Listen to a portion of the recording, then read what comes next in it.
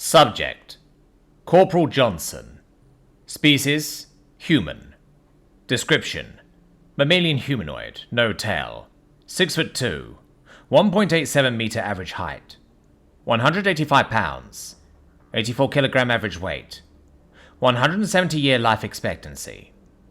Ship: not available. Location: Seoul. Johnson, you finished with the first aid? Staff Sergeant Power asked over comms. Just wrap things up, Staff Sergeant, I replied. No pun intended. Good. Drop what you're doing and come to the front entrance. Aye, Staff Sergeant. I sealed the first aid kit and looked at my work. Willow was out cold from a mixture of pain and drugs. She had received a 4th degree burn, which is one hell of a way to say burn to the bone and then some. The damage had been intense, but thankfully the wound was mostly cauterized. All I really had to do was run some antiseptic over it and pack it with sealant cream. She'll probably lose the leg, but maybe she'll get lucky and... I didn't bother finishing that thought. There's no point. She's an Earthling undock, and clone a limb is free for military personnel, but for almost everyone else it's prohibitively expensive. She'll be getting a prosthetic, and all I can hope is that it's a good one. Something like the one Power has is a bit too high grade, but hopefully something similar. I looked at Sergeant Hansen. She'll be okay, I said. I know, he said. Get going. It was almost hard to tell due to the helmet, but his tone made it obvious that he was taking this hard. He and Willow had found kinship pretty quickly. She had begun flirting with him the moment they met, and he had been flirting back. He obviously couldn't and wouldn't do anything about it while we were here, but the thought had probably provided some sort of escapism from how grim our situation is. He might even blame himself.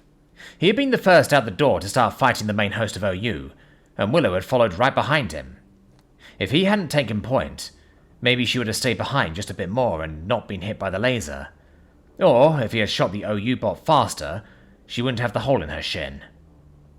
No reasonable person would put the blame on him, but attachments are known to destroy reason. I don't envy the guilt he's got to be feeling over this. Our makeshift infirmary used to be an office, and it was toward the back of the building. I stood, nodded at Hansen, and jogged my way through the hallway until I reached the entrance. Staff Sergeant Power was standing with an undock who looked like he hadn't even seen his 16th birthday. The boy looked nervous as I approached. We need to adjust the front cameras, Power told me. This is Noah. He has the rope, so he's going to be rappelling down to the cameras to adjust them. He will be exposed and without armor, so your job is to eliminate any threat that may try to interfere with his mission. A couple of undocks will be joining you to help cover him. Get moving. I looked at the boy and back to Power. Why not just post sentries up top instead of risking this kid's life by bothering with the cameras? This idea struck me as stupid, but I knew better than to point that out. When higher-ups are questioned, they either evade the questions or make you feel stupid with their explanations. Either way, you'll be getting an earful. Aye, aye, Staff Sergeant, I replied. As the Staff Sergeant walked away, I followed the young man, as he grabbed his pack and led the way to the roof. His demeanor, stride, and general nervousness told me that he had never served, which makes sense. Undocks don't remain undocumented if they join up. Hell, some planets actually don't let undocks join unless they pay for documentation first. So, how long have you been in? He asked, awkwardly trying to make conversation. A few years now, I answered evasively. Can't talk about myself much. If you want to chat, it's got to be about you. Oh, sure. What do you want to know? Why are you undocumented? The question seemed to catch him off guard. He thought about how to answer for a moment. My ma and pa were anti-globalist protesters who decided to live off-grid, he answered, and I tactfully noted the use of past tense. Grew up hearing about how they put tracking chips in you and all the other conspiracy theories. Wanted to try to get my documentation, but it's expensive if you don't join the military. That's not a conspiracy theory, I told him. What? The tracking chips. I don't know about Earth's practices specifically, but in most places the chips are voluntary, unless you commit a serious crime or run for political office. It's a preventative measure against kidnapping and corruption, I explained. So why didn't you join up with the military? Oh, I didn't want to leave home.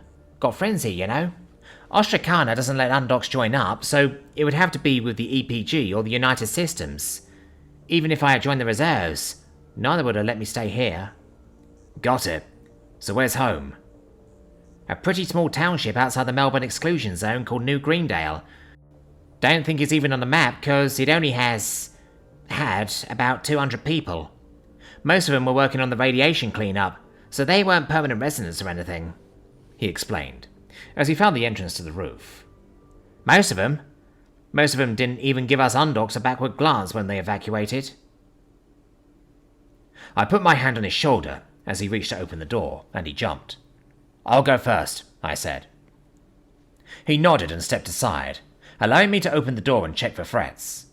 Nothing there, so I stepped out rapidly and pied the surrounding area, then walked to each of the building's corners and checked over the side. It's clear, I called to Noah. He jogged up to me, knelt down, opened his pack and started digging around inside of it.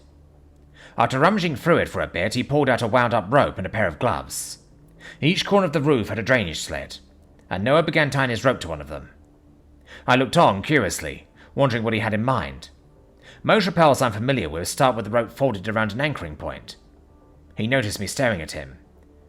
I'm going to use my leg to anchor my weight while I work on the camera, then climb back up and do the same thing on the other end, he explained.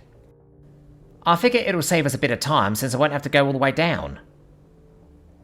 I nodded as two more men stepped out onto the roof with us. Only one of them was wearing a guardian suit. They looked at Noah and pointed their rifles over the roof to cover the road, without even looking at me. Noah looked at me, measured some rope, wrapped it around his thigh, then threw the rest over the roof. He climbed onto the edge and looped the lower end of the rope under his boot, then started lowering himself down to the camera. I turned my attention to the horizon. There were too many buildings to be certain that the OU weren't on their way, but nothing was immediately visible. After a few moments, I took a look down at Noah, who was already messing with the camera's mount. The way he was leaning over made my stomach lurch a bit. I'm not afraid of heights, but God, I hate rappelling. Tell him that's good, Omega said in my helmet, making me jump a little. That's good, Noah, I said. Okay, he called out, and began to climb back up. I watched him climb for a moment when I thought I saw something moving in my peripheral vision. My eyes darted toward the movement, but there was nothing there. I scoped in, my fingers instinctively tightening on the trigger, and scanned the area a little better. All I saw were buildings. I sighed to myself as Noah reached up over the edge. I offered my hand and helped him up. Thanks, Noah said, breathing heavily. Need a break? I asked. Just long enough to untie it from here and tie it over there. He knelt down and began untying the rope as I returned to my role as sentry. I tried to keep a wide view, but I couldn't keep from focusing on the spot that I thought I'd seen the movement. The buildings were close enough together that I couldn't even see the street past them. A knot formed in my gut as Noah finished with the rope and started moving to the other corner. I followed him and took my position as he went over the edge. I started scanning the horizon once again when I heard the soft sound of a shuttle approaching. I looked at the sky and managed to spot it and breathed a sigh of relief. They were a ways out, but Simmons and Smith would be back soon. I glanced at the other two undocks and almost cracked a smile watching them try to spot the shuttle. Incoming, Omega said, as the laser sizzled my shields. Shit! I scoped in and saw the bots. A small group had been obscured by the buildings, and were now approaching head-on. I immediately started shooting, and a moment later the undocks followed suit. The bots started dropping, but more stepped out from the corner of the building they'd been behind. Lasers started hitting all around us, but we kept firing. The camera's good, Omega informed me. Noah, it's good! Climb up! I shouted. I couldn't hear his reply over the gunfire. One of the undocks screamed, but it cut out. I glanced over and immediately wished I hadn't. It had been the unarmored one, and had lost his arm and the top of his head above his mouth. The other undock bent to check on him as I continued shooting. The robot started closing in and I heard more gunfire coming from below us. I got closer to the edge to get a better vantage point, keeping an eye on my shield indicator. 90%. Damn, these suits are nice. My ammo counter ran down to 0 and I had jetted my magazine. As I reached for a new one, a laser hit the rope. It seemed to happen in slow motion, and without thinking, I grabbed it with my free hand and it started to fall. If I hadn't been reaching for a mag, Noah would have fallen to his death. I threw my rifle behind me and grabbed onto the rope with both hands. Noah's face peered up at me, pale as a ghost and with eyes as wide as saucers. "Climb!" I commanded. The other undog must have realized his friend was a lost cause, because he started shooting again. Noah began to climb like his life depended on it, which was good because it definitely did. I thought about pulling up the rope, but the added movement might make the boy slip. My shield indicator dropped to 80% as another laser hit me. Lasers hit the building around Noah as he climbed. I gripped my teeth and waited patiently, as my shield dropped to 70%, then 60%. Finally, he climbed within my reach and I grabbed him, pulling him up and over the edge of the roof. The rope fell down the side of the building as I let go. I scrambled up, grabbed my rifle and slammed a magazine into the well. Noah was breathing heavily again, and looked at the dead undog. The relief on his face turned to shock as I sent my bolt forward. "Get inside!" I shouted. He looked at me, then scrambled toward the door. I watched him for a moment and then returned to the edge of the roof. I shifted from burst to single shot and started sniping. The robots weren't taking cover, so they were easy to pick off, but more kept coming. I counted the front row and the number of columns, and came up with about 200 of them. I let my shield drop to 40 before I took cover to let it recharge. I looked at the undog, and noticed he had taken his friend's ammo belt. 2 magazines lay at his feet. My shield had just started recharging when he hit the deck in the blink of an eye. "Tank!" he yelled at me. The sound of lasers and gunfire disappeared as an overwhelming boom rocked through the air. The building seemed to shudder from the impact, but not in the same way that it would have from a high explosive round. I shook my head to clear the disorientation and peeked over the edge again. The tank had balls instead of treads, and was obviously built with its cannon in mind. The tip of the cannon was glowing bright red. I looked down, taking a laser for my trouble, and saw that a chunk of the building had been turned into slag. Directed energy? Plasma? I turned my weapon back to automatic and fired my magazine into the crowd of robots, before once again taking cover. "What do we do?" the undog asked loudly. "Unless you got an anti-tank rifle hidden up your ass, I suggest we spray and pray," I answered while reloading. He nodded and got to work sending rounds down range. I wrapped my bolt forward and followed suit. I refocused my fire on the robots closest to us, and my visor darkened as the tank fired again. I barely managed to dive back before the plasma struck the building. I glanced at the undog, who hadn't been as fast as me. What was left of him crumpled to the ground. Guardian suits do well against kinetic and directed energy weapons, but plasma shorts out shields and burns through the metal with ruthless efficiency. Fortunately for those of us who wear these suits, nobody had figured out how to make a man-portable plasma cannon quite yet. At least, not one that can do any real damage. What the hell do I do here?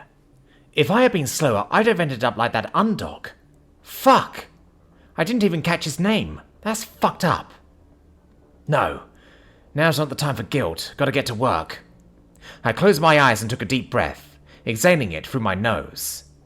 I opened my eyes and got into a kneeling position, then checked my ammo.